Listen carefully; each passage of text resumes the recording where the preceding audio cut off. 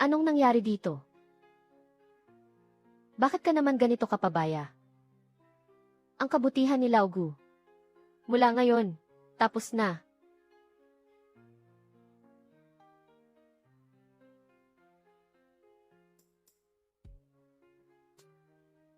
Suying, ano bang ginagawa mo? Tuturuan kitang maging tao. Baliw ka ba? Hindi. Nadulas lang ang kamay. Nadulas lang ba yan? Sadya mo naman talaga yan. Hindi ba kayo nagtatrabaho? Anong ginagawa niyo rito? Ano bang nangyayari? Ginoong Gyu. Suying, binuhusan niya ako ng tubig. Ginoong Gyu, kita ko mismo. Si Director Xu ang nag-utos sa janitor. Nabuhusan ng tubig si Director Xu. Tumahimik ka. Suying, pwede kang hindi pumasok sa trabaho ngayon.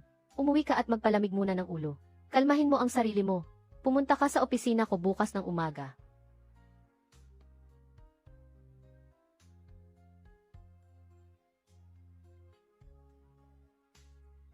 Suying, Ginoong Gyu, kahapon sinabi kong pumunta ka sa opisina.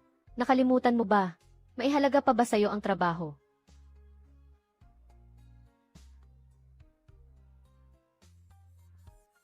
Ikaw. Suying, magsasabi na ako ng diretsahan. Ang kalagayan mo nitong huli, nakikita ng lahat. Palaiwas sa trabaho, walang ginagawa, ganito ka, malaking epekto. Sa morale ng team ng kumpanya. Ginoong Gyu, hindi ko masyadong maintindihan. Paano ba akong naging palaiwas sa trabaho? Ayaw mo pang aminin, ano? Araw-araw pumapasok at lumalabas ka sa trabaho ng eksakto sa oras. Sa oras ng pasok at uwian, hindi ka tumatanggap ng bagong proyekto, ni hindi mo inaalagaan ang mga lumang kliyente. Kung hindi ka naglalaro ng baraha, naglalaro ka naman ng video game. Ang antas mo sa laro, mula sa matigas na tanso, umabot na sa pinakamataas na ranggo ng karangalan. Hindi pa ba yan pagiging tamad sa trabaho? Ginoong Gu, kayo.